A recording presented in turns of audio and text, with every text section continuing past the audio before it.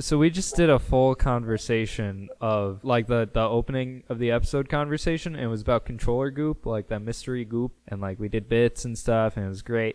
And my mic wasn't connected. So now the bit is Henry's mic wasn't connected. Now the bit is my mic wasn't connected, and you missed out on some pretty C+ jokes. Henry talked about cocaine for a little bit. I did. For a long bit. It was a long bit. It went a little too long. I forgot I could do like a cocaine high voice. So that's fun.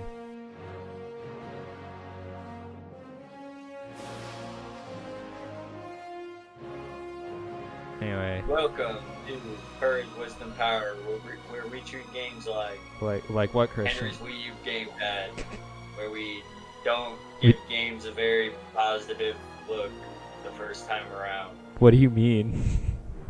What do you mean? That was. You know, we don't judge based on looks. We don't judge based on looks. And that's what we've been doing with Nextfest, but we'll get to that next episode because we haven't played enough to have a full conversation. By the way, context for that, in the deleted, in the first opening bit, yeah. I trashed on Henry's gamepad because it's disgusting. Yeah. It has all over control reach. You know, since you just did a bit for me with this opening part, I can just save my bit that I was going to do this week and do it next week, and that's wonderful. I don't have to stretch my brain power on that. Thank you. We're a I just pulled that out of my... Yeah, I could tell. But it worked. It saves me time. We're a Christian gaming podcast where our mission is to have the courage to stand up for the faith, the wisdom to speak God's word, and the power to live for the Lord in everything we do. And just by listening, you are furthering that goal we set out to reach. This season's theme is Good Garbage Godly, where we'll be discussing games that got a lot of hate and gaslighting ourselves into believing they're not only good, but that you can pull a spiritual message out of them. Definitely not gaslighting at all. Today's passage on the subject is Galatians 2:20. I have been crucified with Christ. It is no longer I who live, but Christ who lives in me. And the life I now live in the flesh, I live by faith in the Son of God, who loved me and gave himself for me. That was ESV. I'm Henry Nightingale. This is Christian Martin. Christian, what have you been playing unless... What have you been playing? Yeah, you just did 2 episodes of you saying it first, so I get that you're telling me to do that. Reese, what have you been playing? What did you call me? What? What was that? What was that? What did you say? It sounded like you said something that I don't like you saying. What did you say? What have you been playing? That's what I thought. What are you playing? So I did I have a plan now for the game that I've been playing on my back burner. For anyone new to the show who's just joining on this episode, hey, welcome. I played Persona 3 Portable last month, just a little bit. About a month. I played about a month in game, and it was just going to be like my back burner game. Like when I can't pick a game, I'll just play that. And I decided now my new plan is I'm going to play a month of it each month, because that just like evenly splits it out across the year. And then I'm not doing these like massive sessions where I just play this game. I can just like put like 7 hours in a month, and then it's like I'm done in like 7 months. Dude, how long is that game? 70 hours. Yeah. No, I like it. So I played the second month of it, which I thought was February because I thought this game started in January. But then I looked at the actual month, and it's actually May, which really threw me off. But it's fine. It's fine. It's fine, I guess. So with each month, more features are added and more gameplay elements are stretched on. So I have new things to say about this great game that I really enjoy. Persona 3 Portable is the third version of Persona 3 to release. The first was Persona 3, the second was Persona 3 FES. Persona 3 Portable is the third version and one of two of what fans call the definitive version. There's this and there's Reload. People say you can play either one and it's the definitive version of the game. And Persona 3 Portable came out on the PSP. It is an RPG. It is, again, the third Persona game. Persona is a spin-off of Shin Megami Tensei. You don't need to know that. Persona 3 is about a kid who gets transferred to a new high school and realizes that he is part of a special group of people who can see... I bet you can relate to that. It's a kid who who is part of a special group of people who they live during the secret hour between 12 and 1. I think it's called the midnight hour. That makes sense. And basically you are like added to this task force of other people who go to your school who also live during this hour. Everyone else in this world, which before I say this, just know that the imagery in this game is extremely metal. Everyone else in the world during this hour gets, like, no matter where they are, they're put into like REM sleep and just get put into coffins. Like, just coffins appear around them. And so there's just like the streets are just lined with coffins. Like, that's so edgy. It's so edgy. And there's so many moments in this game where they're just trying to be like that 2000s. Like, we're so edgy. Hee, we're so edgy. Ha ha. And there's so many little moments like that. But the main goal, there's two sides of the game. There's you managing your real life and like your school life and your friends and stuff. And then there's going through Tartarus, which Tartarus is like this giant tower dungeon with like I think it's like just over 100 floors, and you have to try and climb to the top by the end of the school year. And so during this midnight hour, you and your team go into this dungeon and you fight monsters and stuff. And the dungeon gameplay and the real life gameplay affect each other because your relationships in real life make your bonds with your teammates and with your personas, which are like this game's version of Pokemon. It makes your like bond with both of those stronger. And then also, if you like work yourself really hard in Tartarus, you're gonna have a really sucky time the next day. And so like they affect each other. There's like this whole thing going on where like during this midnight hour when the personas and like shadows, as they're called, attack and do bad things, it causes horrific things to happen in real life. And so your team is tasked with like taking out the shadows and making sure these bad things don't happen. And like what? Buildings blowing up, bridges falling, people getting kidnapped, like actually horrible things. It's really weird. But the like monster catching aspect of it with like the persona side of things is really fun. I really enjoy it. All of them are based around mythological figures. So like my main one that I have right now, that's actually the first one you get. I just keep leveling him up and just keep him on my party because it's Orpheus, which Orpheus is like one of my favorite Greek mythology characters. So I'm just going to keep him for a really, really long time. But like I also have Valkyrie on my team. And there was something else. Oh, I have Satan. His name's Archangel, like Archangel, but it's Satan. Satan's one of my personas. Is he the best one too? No, I never use him. I actually never Why use do you have? I don't know. Because like the thing is, like there are pretty like it's like Pokemon where like there's some pretty powerful personas that you could actually get like pretty far using that just look really stupid and you don't want them. But then there's ones that look really, really cool but aren't as powerful, but you keep them because they look really, really cool. And that's one of those. And then I have this Archangel. Archangel, yeah. Yeah, Satan, yeah. But then there's one that looks like Ganon, kind of. And I have that one on my team too. Like the game is set out on a schedule of the school year, so you do live out each day, and you get to decide like what you do with your day. Like if it's a school day, you go to school, do you stay up during class, do you not, do you go to practice, do you go out to a ramen shop with your friends? Do you just go out on your own and go to like the mall or something? Do you study? Like you decide what you do with your day. And I'm really enjoying it. I really like it. I think the characters are great. I think the story moments so far have been pretty great. I like it. I like the vibes. I like the oh, we're so edgy, like early 2010s.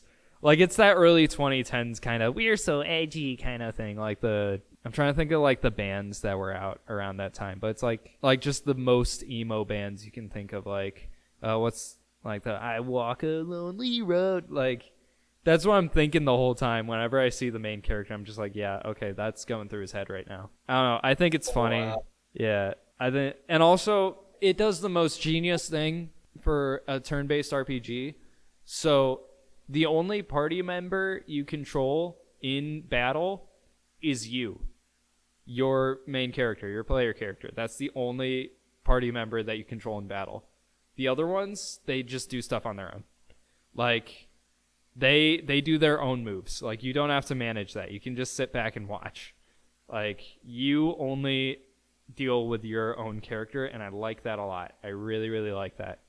But yeah, I've been like fiddling with pretty much every mechanic, which is not something I frequently do in RPGs.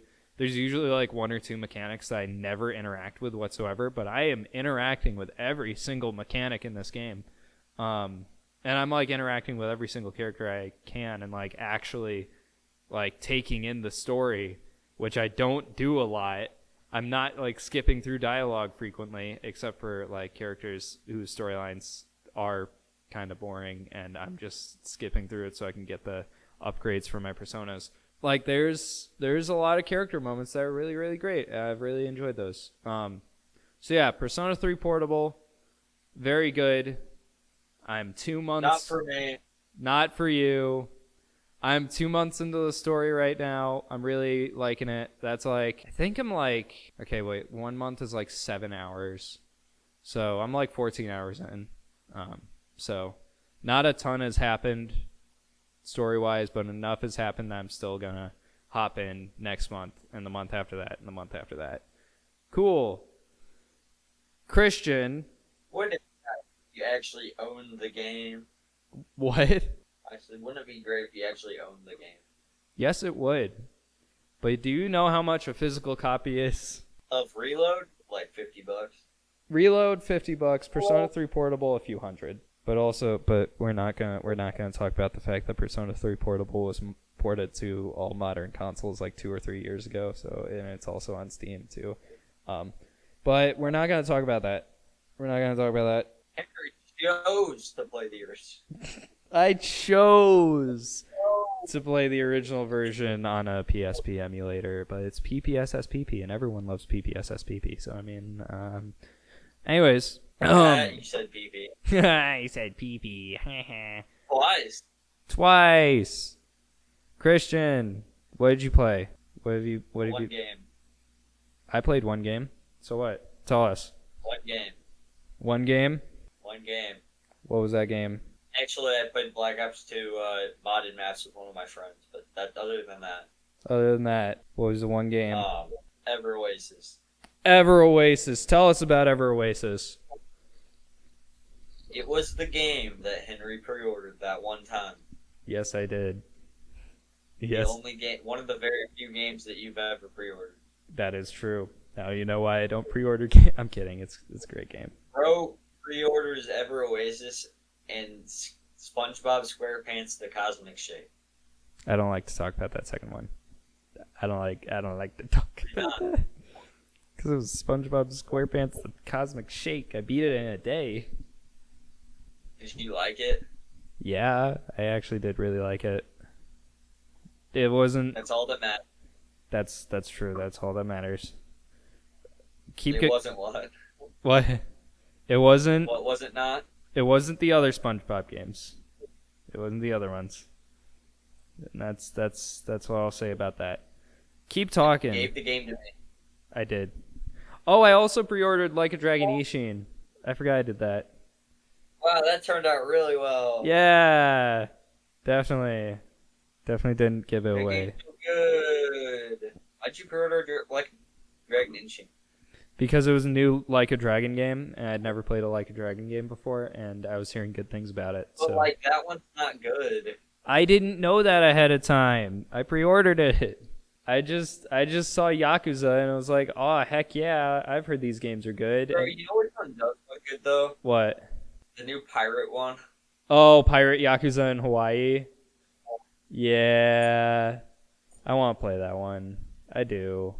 I've heard Infinite Wealth is really good, but I don't have time for that. It's like 100 hours. I don't have time for that. Dude, it's like 100 hours. I need to finish. I really want to play the first one. I own it. Oh, I started playing. Yeah, Yakuza Like a Dragon. Yeah. Yeah, Anyway, I really like it. Yeah, I've heard that one's like one of the best ones. So. Anyways, Oasis. It was developed by Grezzo, the same people that made Ocarina of Time 3D and Majora's Mask 3D. It's actually in the same engine too. They also made Luigi's Mansion 3D, and they also made Luigi's Mansion 2, and that's in the Luigi's Mansion remake, and that's in the same engine as Ocarina of Time 3D and Ever Oasis. And they also made Link's Awakening remake, but that's not the same engine. That is not the same engine. Continue. But all Grezzo games made on 3DS were all the same engine. Mm-hmm. That makes sense. Continue. So, like, Ever Oasis is basically a combination of Animal Crossing, Sims, and Zelda. Yeah, and it's really, really good. So it kind of starts out with this plant called Chaos, and Chaos Control. I don't really have that. Huh? Chaos Control. Chaos Control. Chaos Control. Anyway, sorry. And it destroys your brother's oasis, like, which is the only safe haven in the entire land, because all the land was destroyed by the Chaos Plant, which is desert now. Oh no! So it starts out with that getting destroyed, and then you wake up by yourself, and there's this thing called a water spirit, and you're a seedling, and only certain seedlings can talk to water spirits, and that's how the oases are created. Cool. And so you can talk to them, and you start an oasis. Yay! What's an oasis? I just said that, didn't I? I said it was the safe haven in the desert. Yes, you did. I remember that. My bad. Yeah. Okay. So, where does the Animal Crossing come into play? So there's residents that can come to your oasis, and if you do certain tasks for them, they'll live there, and they can build shops and stuff, or you can have them do tasks for you, like plant flowers and stuff. Mm-hmm. And where does Zelda... Sorry. Also, the more successful the shops are, the harder it is for your oasis to fall to the Chaos Plant. It takes a while, but if you neglect your oasis for long enough by just like not doing anything, like exploring and not going back, you can, like, bad things happen. I did not know that. Yeah, because it's really hard to make it happen. Yeah, that I can believe that. Where does the Zelda aspect come in? Everywhere outside of the oasis. How so? It's basically kind of just throws you out in the middle of the desert, and you just go around and explore. You can go pretty much anywhere you want. You're just limited by the puzzles. Yeah. So, like, and the puzzles aren't item-based. They are resident-based, so you have to have a specific resident to solve the puzzles. Mm-hmm. So, like, there's this lizard lady that has a spear, and she can, like, jump up and drag down, like, levers. Or, like, there's this big rock guy that can smash boulders. Okay. That's pretty simple. But there's another guy that can turn into a pellet and go through a little tiny hole. Stuff like that. I remember that. It's also an RPG. I forgot about that. There's a leveling system. Yeah. And there's loot and equipment. And you need to go out into the wilderness or the desert to get stock for all the shops as well. Yeah. And then, so basically the gameplay loop is you find a new area, you do a bunch of requests, you get some new residents, you level up the oasis. Then at the end you find the chaos attacks your oasis, and you need to go get this item that can make it go away. So you go to the big dungeon, and I think there's 4 of them. And the big dungeons are like a combination of all the puzzles that you've seen so far. And then there's a boss at the end.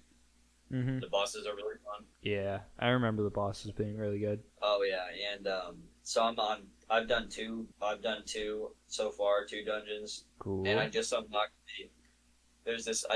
this thing called, it's like randomly generated dungeons. Yeah, I remember that. And it's really I got really. I'll talk about it when I finish it.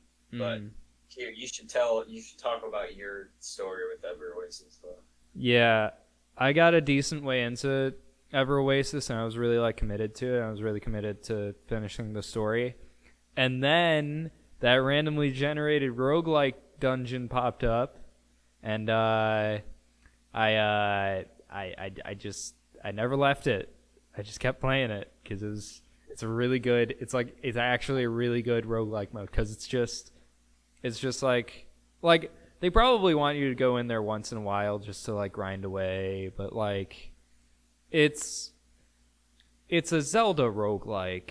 I mean, what am I supposed to do? Just sit back and play the rest of the game? No, I'm playing the Zelda roguelike mode. Like, what are you even asking? So I wasted the rest of my time playing that game just playing the roguelike mode. Like, I could have finished the story, and I still had like multiple dungeons left. What do you remember about it? What do I remember about it? Yeah. Of the story or the roguelike mode? Everything? I remember the shop management being really fun and feeling like I was actually like really building a community and a bond with my team members, which I did have like a few select ones that were like my favorite ones that were like those were the guys that I connected with. But then I also remember there was one shop that needed a really specific resource from a really specific spot, and I forgot where that spot was. And so yeah, that is one thing that's hard sometimes. I forget where things are, because to get to like areas, you have to go through certain caves, and you got to remember where they're at. Yeah, and so there's one shop that I very, very much remember. Like, all my other shops were like super full of items, but this one never had the items it needed, because it was in a very specific spot off the beaten path that I kept telling myself, like, oh, I'm going to go there like after this next dungeon, and then I didn't. And then again, I didn't. And I just kept not going to that spot to collect that item. And so the shop's just forever not going to get what it needs. So too bad that one shop is not going to work out. I do remember at a certain point, after like a few dungeons, you go through one of those caves and it opens up to the other half of the desert, and it's like, oh yeah, get that hill. It's yeah, the hard area, and it's the silver area, and then after that there's the tree area. Did you get to that area? Yeah, I got past the tree area, I think. Also, I remember there was one boss fight that I was really under-leveled for, but I still beat it anyways, and I just sat there for like an hour. Shrimp? Not the shrimp, it was like a giant lion statue or something like that, or like a bird statue or something. What? That's the first boss. Yeah, the first boss. I went in really under-leveled, and I just kept chipping away at it, but then like one or two of my party members would die, and so we'd just go stand in the corner for like 10 minutes or so and just heal up, and then I'd chip away a little bit more health, and then I'd just go back to the corner. And I remember that taking like an hour to do because I was just so under-leveled. Dude, all you gotta do is just kill everything. I know. But I didn't want to, and I don't know why. It's scary. It's scary. But also, you're used to Guardian in Breath of the Wild, so you didn't want to go into combat at all. Oh yeah, that's totally it. Yeah. No, I think I had this weird thing with games as a kid where I didn't want to fight enemies, not because they were scary, but because I felt like I was wasting my time. Because fighting's wrong. No, it's not because fighting's wrong. I just was bored. Like, I just wanted to move on. In Breath of the Wild, the funny thing is the combat's like the best part of the game. Yeah, so like Breath of the Wild I actually played so much of because the combat was just so good. And also because, the exploring and discovery aspect that makes everyone love Breath of the Wild. Yeah, and everything else. I'll get back to Tears of the Kingdom. You're going to play it again? Yeah, I know, I will. I'll give it a second chance. You're going to finish the game?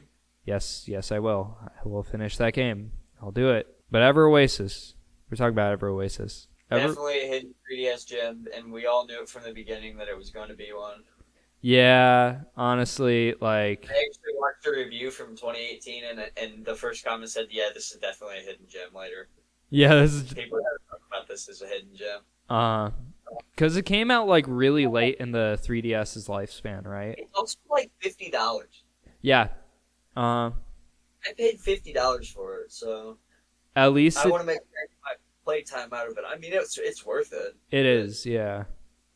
At least it didn't go the way of Yokai Watch 3, of going a few hundred. I'm gonna pirate that when I play that. Oh, yeah. And, what was it, Persona Q2? I think that one's a few hundred. Physical ever released. What? That was the last 3DS physical ever released. Yeah, I remember that. I don't even know what Q2 is. It's like their there's another franchise that does this where like they do like a mic. So it's a spin-off of a spin-off? Yeah, it's a spin-off of a spin-off, yeah.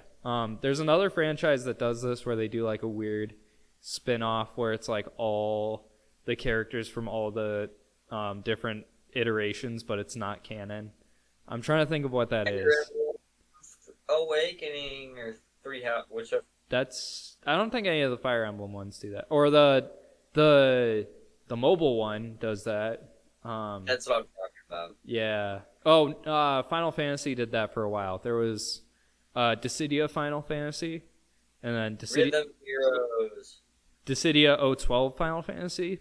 And there was what was the other one? World of Final Fantasy. And it's like none of them are canon, but it's just like all the different iterations like all smashed together into one thing. That's what Persona Q2 was from what I know. But yeah. Ever Oasis is what we're talking about. Ever Oasis. One of the best 3DS games. Literally, like, it's one of the best ones. Like, there's a lot of 3DS hidden gems that, like, I looked so highly at hidden gems for a really long time just because the 3DS ones were literally some of the best games on the console. That's, like, Ever Oasis, Codename S.T.E.A.M. Oh, Codename S.T.E.A.M. Oh, my goodness. That's a good one. Should I buy it? Yes, you should. Oh, Codename S.T.E.A.M. Oh, Codename S.T.E.A.M. It's so good. It's one of the best 3DS games. What genre is that one? It's a strategy game, but it's one with like a third-person perspective. So you have like the Gears of War over the shoulder. So it's like Gears of War, but if it was Fire Emblem. And also you play as like American folk heroes, and it's a steampunk world, and the leader of your team is. You have it digitally? No, I have the physical. Yeah, but the leader of your team is You know what you did have digitally though? What did I have? Stupid tank game. Oh, what's that one called? Tank Troopers. Yeah. Yeah. It's because Nintendo like advertised that to heck for a really long time. So I was like, I guess I'll bite the bullet. It's dumb. I still remember the theme song. And yeah, What is it? Well, it's because it was like a bunch of like army men, like an army men choir, like da da da da da da da da da da da. I'm just gonna play it. In the episode, just real quick, just like a little short snippet of it, so that I can get stuck into your head too.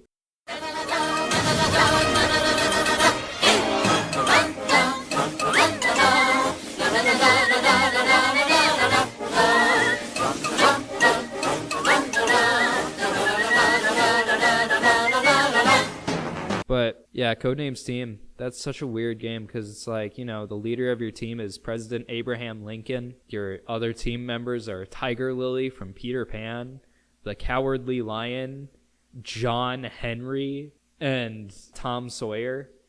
It's weird.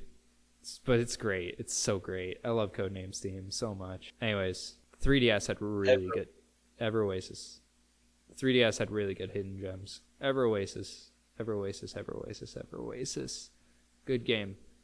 When are you gonna play it again? When are you gonna finish it? Someday. It's on the backlog. It is on there. So it's not that long.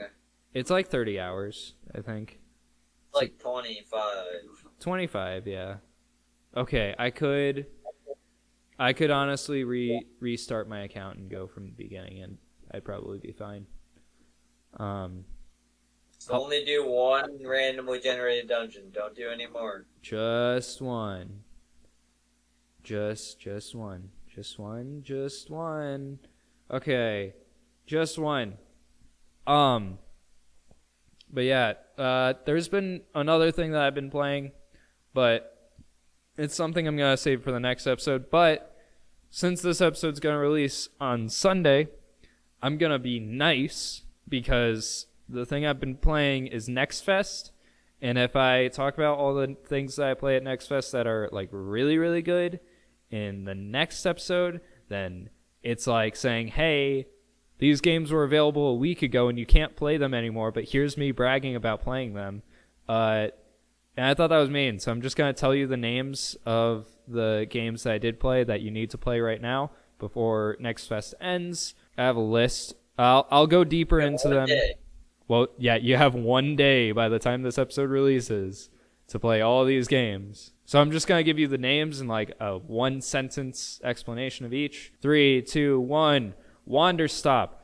It's what if Link got burned out and was forced to start a tea shop, and it's made by the guy who made Stanley Parable. Haste, Broken Worlds. You go really fast. It's just really, really fast, faster than Sonic. Goodlands. Animal Crossing, but it's in a desert and you're an archaeologist. The Alpinist. It's a roguelite version of Celeste that has a Calvin and Hobbes art style. Deliver at All Costs. Deliver at All Costs is a fully destructible 60s era styled delivery game that is heavily comedy based, and it's all slapstick. Diacritic, one of the most uncomfortable puzzle games I've ever played. Fumes, a PS1 Mad Max style car destruction derby game where the bosses are bigger than your screen. Culebra and the Souls of Limbo, a puzzle narrative game with a Paper Mario art style that's basically just Coco but even sadder. Deck of Haunts, card battler where you play as a haunted house and you have to kill people with your haunted house powers. Bombas. Get about roguelite deck builder. Roguelite deck builder. I haven't played it yet, but roguelite deck builder. This is what I saw right before recording. It's where you're a guy who builds backyard decks, and they're light, and you are a rogue deck builder. So you are a rogue light deck builder. Bombas, a literal walking sim where you are a pair of shoes, and only a pair of shoes. And you just explore the world as just a pair of shoes. Is it great? It's really great. It's really stupid, but really great. And then last but not least, definitely not least, this is the first one I actually sat down and played the full thing of. Is This Seat Taken? A puzzle game based around the anxiety of getting a bunch of people into a seated area and them all being happy based on their preferences. Cool. Go check all of those games out. You have 1 day. And then next week, Deck Builder, guys. Go play Roguelite Deck Builder. I don't know if it's good yet, but play it. Yeah, I'll give a deeper review of each of these in the next episode, so the week after the week after the Nextfest is over. So yeah, cool. That's it. That's all I got. Roguelite Deck Builder. Roguelite Deck Builder. We recorded for 40 minutes. We should probably get to the next segment. But the next segment, it's Road to Switch 2, but it's probably the Road to Switch 2 segment we'll spend the least amount of time on. Good. Cool. Okay, we'll be right back for the Road to Switch 2. And we're back. Okay, so Road to Switch 2 today. We're talking about that weird MMO thing that they did, like that like secret, that like open secret beta for. Alright, guys, let's fly through this. We're gonna fly through this so fast. Okay, so Christian, I'm gonna ask you to look up pictures of this if you can, because it's hard to explain. So basically, not too long ago, I don't remember how long ago this was. I feel like it was like a year ago or something. Nintendo did an a closed beta for an MMO that they were testing out that people just straight up said it's a Strand-like.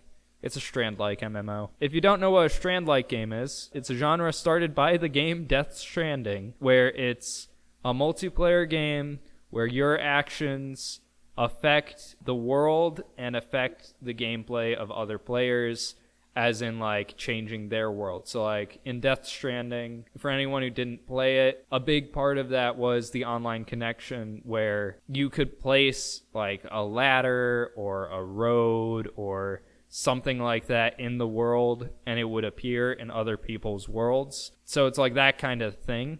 Basically, you're given this big planet that every player lives on, or at least every player in that server lives on.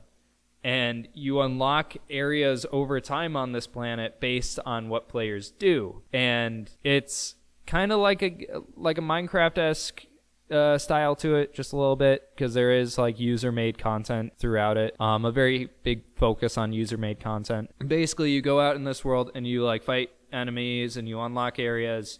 And you unlock areas that other people can now enter. It's like everyone is trying to unlock these doors. And there's like beacon points, and under beacon points are where the interactables are. And there's like this center location on each planet called a dev core. And that's where like all the players spawn in, and that's like the hub area where like people like can like do community stuff. And there are screenshots, and it looks really weird. So, my question, with all of this info, the frick is Nintendo doing? That's my question. I don't know. The freak is this? Like, what Nintendo? What are you planning? What devious little plan do you have? I'm very confused. I'm just gonna lie down and wait to find out. Wait. I'm gonna look up pictures of this so I can send them to you. Here's one screenshot. That's one screenshot that I could find. Oh, I just saw another one. This one. It's so. Is it Stranding? I think it is. Yeah, I'm trying to think of how I could describe this for the viewers, for the listeners. There you go. What the heck? Yeah. How would you describe this, Christian? How would you try and describe this? I don't even know. Uh-huh. Exactly. So, like, what we're looking at, so that's the dev hub. So that's, like, that hub area I was telling you about. It looks like a factory, and all the players look like monkey guys, and it, like, I don't know, it's just, it looks like a Roblox area, if I'm being honest. It looks like Roblox a little bit. The other picture I sent you, that's a picture of the beacon. Like one of those like interactable areas. The frick is Nintendo doing? Real weird. But that's what we know Nintendo for. So that's all I'll say. So yeah, that's all I have to say about this. I know that was like only 6 minutes of talking, but like, I mean, like, I just wanted to make people aware that this is still a thing. I just want to make people aware that Nintendo is still doing something with whatever this is. I just want... What was that? I said, I am concerned. I am always concerned for what Nintendo's doing. So, it's not... The Donkey Kong model. Many other things. Nintendo... Including the Donkey Kong model. Yeah, Nintendo, I'm always concerned for you. And this is one of the most concerning things you've ever done.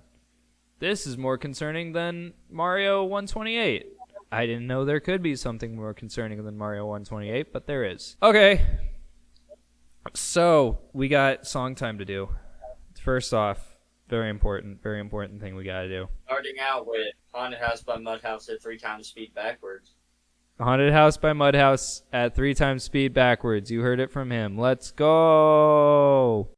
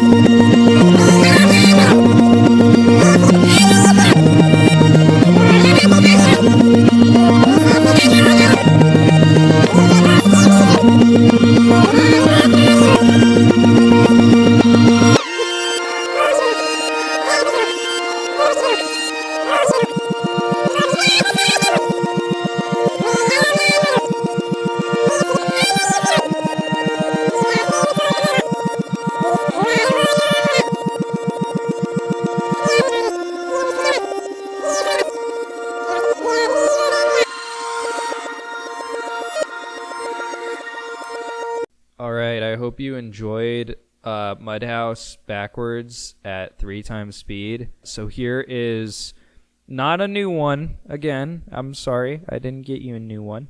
Oldie but a goodie. Not old either, just not brand new. I'm gonna give you one called "What a Friend" by Josh Garrels. It's a very, very chill song. Hope you enjoy it. Don't fall asleep. We'll be right back after this to talk about the game of the week. It's too late. I'm asleep. Oh, dang. Hello, this is Henry of 2025. A lot of these old episodes got copyright striked because of song time specifically. So I will be cutting the song time songs out of every single episode. Sorry, I'll make like a Spotify playlist of all of them or something, but for now, this is just how it's gonna be. We got 17 episodes copyright striked, with probably more on the way. So I'm just gonna knock this out of the way right now. Sorry for the inconvenience. Now back to cringe me from less than a year to 2 years ago. Yeah. All right, Christian, are you ready for this? Are you ready to? Yeah. Are you ready to talk about one of the greatest PS3 games of all time? Yeah, the PS3, back in the days where they used the Spider-Man font for the PS3. Yeah, exactly. So, basically, you know the PS3, you know. Sony's best console. Good old 500 gigabyte for $6.99. Good old $6.99. Good old completely new engine and design of games that is completely different from the rest of the console market at the time, and so developers had to learn an entirely new language for all things. Yeah, that PS3. 14 grand worse on it compared to the 360. Yeah, you know, the PS3, the console where the only game that wasn't ported from it that's worth playing is Metal Gear Solid 4, and it's not even the best Metal Gear. Yay! Okay, so the PS3. It's always been one of the greatest consoles of all time. You know, everyone's saying that. Everyone agrees the PS3 is just wonderful. And so they wanted to capitalize on that. They wanted to make it even better and even more revolutionary by copying the Wii. First of all, there was this team. This very, very interesting team. I forgot the team's name. It was okay, real talk. These team names are getting really hard to remember because they all sound the same. All of these dev teams from like the 2000s and the early 2010s, they all sound the same. Like, I'm not even gonna lie and act like they don't. They do. I get them confused all the time. Factor 5. That's the team. Of course, it's Factor 5. That's such a terrible name. I'm sorry. Anyways, Factor 5, the legendary game company that I definitely didn't forget the name of. They had just come off of development of something. I don't remember something. It was something big with Nintendo or something. What was the Nintendo thing? They did a Nintendo thing. So they did the Rogue Squadron games. That's it. Yeah. Those are good games. So is Lair. So is Lair, their next game that we're going to talk about now. So, Rogue Squadron. We all love Rogue Squadron. Rogue Squadron 2 Rogue Leader. That's one of Peanut Butter Gamer's favorite games on the GameCube. That gives it something. So, PlayStation... Well, Sony saw the success of the Rogue Squadron games, and they were like, hey, can we have your next game? Can we have it as an exclusive? And they said, absolutely. That's a good idea. Okay. Well, what are your plans? What are your projects that you're planning right now? And they're like, okay. So, basically, we have two game projects right now. Okay? We got this one called Animal Wars, and it's like a retelling of World War II, or like a World War II style shooter. But everyone's like cartoon animals. Like, oh man. Like everyone's like really cartoony animals, like bulldogs and like bunnies and stuff like that. And it's like really like it's a war game like Call of Duty, but they're all animals. And so it would be like the kids' alternative to Call of Duty while also still having like a really good story and really interesting world and stuff like that. And Sony was like, okay, it's fine, I guess. Do you have a better idea? What's the other one? And they were like, okay, so the other one is like, you know the Lord of the Rings movies? You know the battle scenes from that? It's just that. It's just the battle scenes from the Lord of the Rings movies. And they're like, perfect. Lord of the Rings, that sells gangbusters. Let's do it. Let's do it. And they were like, okay, what's the game called? And they're like, it's like Dragon something. It was Dragon something. It wasn't originally called Lair. That's just a fun little fact. It wasn't originally called Lair. It was called and I'm using the Wikipedia as a cheat sheet, but it doesn't say what the original name is. So, yeah, I'm just going to say that it had a name that wasn't Lair. It was Dragon something. It was still just as bad and generic of name. So Lair is similar to Rogue Squadron, only instead of sci-fi, you're a dragon rider. Oh, yeah, baby. You're awesome. It's so awesome. And you fly this dragon around, and you're going to use the sticks to fly the dragon around. And it's in this world where there's volcanoes that have appeared out of the ground, and they're like making resources super scarce, like water and stuff. And so you can transition between ground combat and like different dragon combat in between two different dragons and everything. Yeah, and like it's about these two warring nations that are like, one of them's the rich people and one of them's the poor people. And you're a dragon rider for the rich people. And like, you know the game like Spec Ops: The Line? You know Spec Ops: The Line? Spec Ops: The Line. That's a classic. Like that game made people second guess playing Call of Duty ever again. That was great. It made people start second guessing if we should trust the U.S. military. So think of the plot of Spec Ops: The Line, but it's fantasy. But it's fantasy. It's a fantasy world. So like you would like do these missions for the rich clan, and you're like, yeah, these are the good guys. I'm fighting for the good guys. Heck yeah, let's roll. And then there's a mission where you take out what you're told is a barracks, and then you go inside to loot it, and you realize it's a temple, and there were a bunch of civilians hiding inside of it. They definitely didn't just completely rip off the white phosphorus scene from Spec Ops: The Line. But basically, at that point, you like turn to your leader and like, hey, that's not okay. Those are civilians. We can't do that. And the guy's like, I don't care. They were from the poor people. Yeah, he's stupid, right? Yeah. I watched I've watched the entire game pretty much like a playthrough. Uh-huh.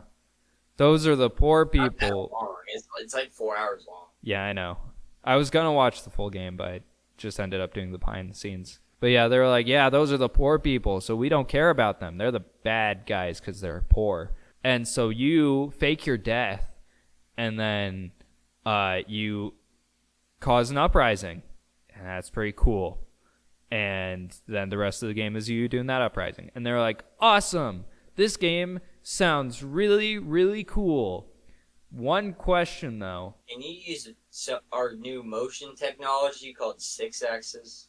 Yeah. Are you married to the analog stick idea? Because, like, what if there was this other team that was making a game about jets that we were going to use the 6-axis controller for, but they backed out on the 6-axis controller? What if we just had you guys do this? And Factor 5 was like, how much are you paying us? And they're like, you're already under contract, so you kind of have to do this. And so they're like, okay, fine. And so they made it motion control, and it made the game so much better. They even say in the interviews that it makes it feel more like you're actually flying a dragon. And that definitely wasn't because they were under NDA. It feels really great and really fun, to quote one guy from the behind-the-scenes footage. You watched the behind-the-scenes footage? I did. It was like a 30-minute thing, and I just sat down and I watched it. It was really funny. How old was it? It was like packed into the actual game. Yeah. But they were making a big deal about how the cutscenes were motion capture. And they looked like garbage. What do you mean? It looks good. Oh, and I forgot. I didn't even tell you what the original idea for the game was. I told you what Sony's idea. I forgot. There was a completely different idea for the original game.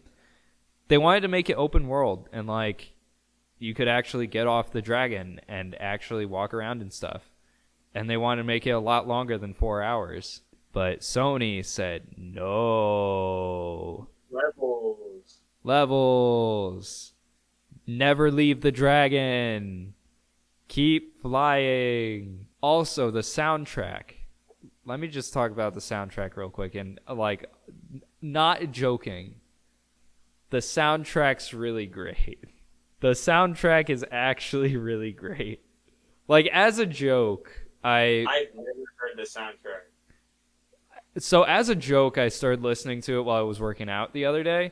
Like, I was on the treadmill, and it was like the last 10 minutes, and I was like, you know what? Screw it. I'll just pop the Lair soundtrack in my ears, just see what it sounds like. It started, and I launched the treadmill into hyperspeed, and I was sprinting. I was like, heck yeah, I want to fight in this battle right now. Let's go. Heck yeah. Give me a dragon. Woo. And it was like it was hype. It was so hype. It is a soundtrack, man.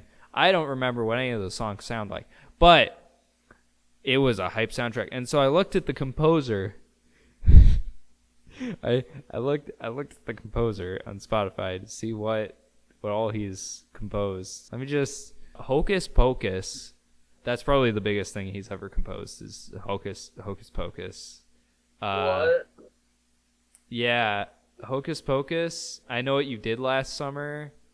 Liar Liar. The Inspector Gadget live action. Elmo and Grouchland. Dude, that's a banger. Hey, he did The Emperor's New Groove. Kind of. No, he actually did do The Emperor's New Groove. Okay, you know what? That's actually something. That's something. He did The Emperor's New Groove. And Spy Kids. Which one? The first one. So we all know that 3 is the best. 3 is the best. I'm the guy. The Princess Diaries. Jimmy Neutron Boy Genius. The movie. Oh, he did all the Spy Kids. He did all of them. That's why they're so good. Bruce Almighty, Elf, Wait, Elf actually does have a good soundtrack, though. Okay, wait. The Passion of the Christ. There's the faith connection right there. He did the Passion of the Christ. I'm joking. I have another one. What was the, I don't even remember the soundtrack to Bruce Almighty. I don't either. That movie's dumb. I actually don't remember the soundtracks of any of these movies except for... Oh, he did Christmas with the Cranks. Okay, that's the sign that I need to stop scrolling. The only soundtracks that I actually know the themes of that he's done are Emperor's New Groove and Elf. The rest of these I feel like are just like the movies where you're not really paying attention to the soundtrack at all. Yeah, these are the most forgettable soundtracks I've ever seen in my life. Elmo and Gratchland. Spider-Man 3. Wait. No, wait, he did it. Oh my goodness. He did Spider-Man 2 and 3. He did Spider-Man 2 and 3. He did the Tobey Maguire dancing. He did the evil Tobey Maguire theme. The that was him. He was the one who did that. He was the guy who did that. He made that. Oh, and Iron Man 2. Okay, no.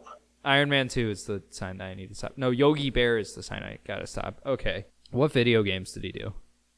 Lair, the Sims Medieval, and Madden NFL 19. Yeah. Heck yeah. Oh, he's still composing. He's still doing it. He's like, he never stopped. You'd think after something like Lair he'd stop, but he never did. He never stopped. He's still going. Most recently, he's been that explains so much. He is the composer of the Horizon movies. Like that weird like Kevin Costner like Wild West two-parter thing that he's doing because he got fired off of Yellowstone. Yeah, that one. Oh, in the Garfield movie. Okay. So what? I said not the Garfield movie. Not the Garfield. Wait, like the cartoon one, the new one, or the live action one? The new one. I don't know if that's better or worse. Oh, another faith connection. He did American Underdog. Heck yeah. Look at that. That's great. Okay. Yeah, he's just king of the forgettable soundtracks. And I still believe. Oh, he just does all the Irwin Brothers stuff. Okay. All right, but anyways, motion vocals tie into Lair. Yeah. Sorry, I'm still distracted by just this guy's filmography. So the motion controls have nothing to do with the faith connection, but first, I want to tell you something interesting that I learned about the post-production of this game. So, like, after launch, Sony fired the studio, and so they tried to go back to Nintendo with the idea of a more mature Kid Icarus game, and they got shut down because of it. Like, Nintendo said, no, you made Lair. So, that's great. Love that. We could have got a good game from Factor 5. We could have gotten an edgy Kid Icarus game, because that would have been so good. I mean, we got one in 2012. Yeah, but that was by someone who actually makes good games. Okay, so the faith connection. Based on the verse that I gave earlier. So, Paul. The faith connection has to do with the actual story of the game. Gotcha. We're not talking about the devs with this connection. We're talking about the game. So, that whole plot of, like, the guy from the rich side of things who's in the side that is popular and, like, sticks out sounds a lot like Paul, who was a Jewish leader who even like watched over and like approved the deaths of multiple early martyrs of the church. Paul was there when Stephen died, and he yet was still used to be the writer of most of the New Testament. the inspired writer of most of the New Testament. And so that's like the main connection that I could see in all of this was Paul. And so I want to talk about Paul for a bit. More than just like saying like, hey, this game's like Paul. I want to talk about Paul because I did give this verse for a reason. What was that? Said, yo, this game is Paul. This game is Paul.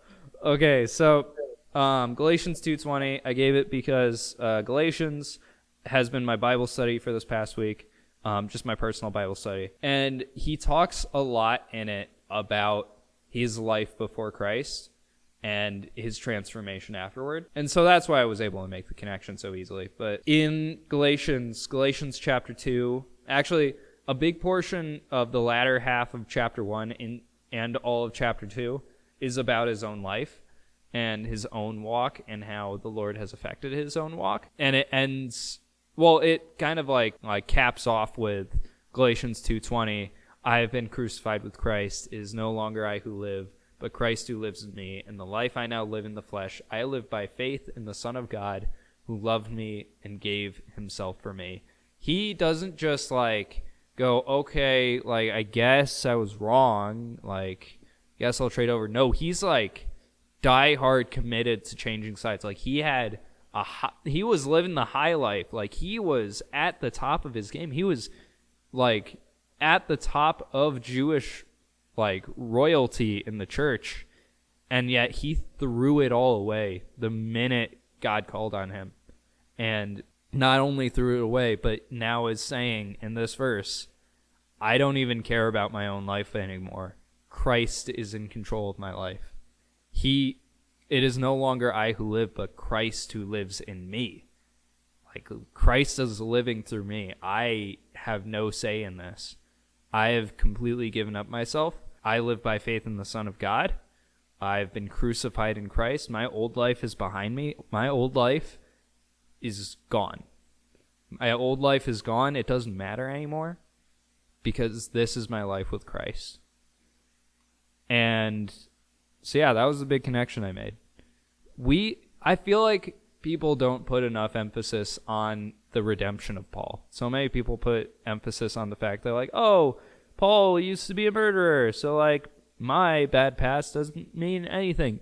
No, because like it's not just like God forgave him for his bad past. It's Paul completely like forgot his past. Like Paul completely left it behind and completely threw it away and said, I live by faith in the Son of God who loved me and gave himself for me. Like he was like, my past doesn't matter anymore. It never mattered. Now, how does this apply to Lair? Because that's what the guy does. Because he turns from the side where it's like the rich people who have lots of influence, who are like priests and stuff. He turns to the poor people who are like not actually bad guys and want good in the world. That's how it connects to Lair. Because the guy from Lair that I forgot the name of is John. Is Paul. Or John Paul. Paul. Yeah. Paul. He's Paul. He is Paul. Cool. All right. So, hope you guys enjoyed more than you enjoyed the hit game Lair. So, first off, on the docket of things in the outro to talk about, Patreon. We have our first Patreon bonus up. Heck yeah. It took a really long time. Yes, it did, and the next one's going to take even longer. But yeah, we put up our first Patreon bonus. It is the official audio commentary, completely unedited, of the first episode of the show. Man, that episode is worse than I thought it was. Oh, man. Oh, man. Oh. But you guys get to see it. You guys get to see us react to the stupid things that we said in that episode. So please go check that out.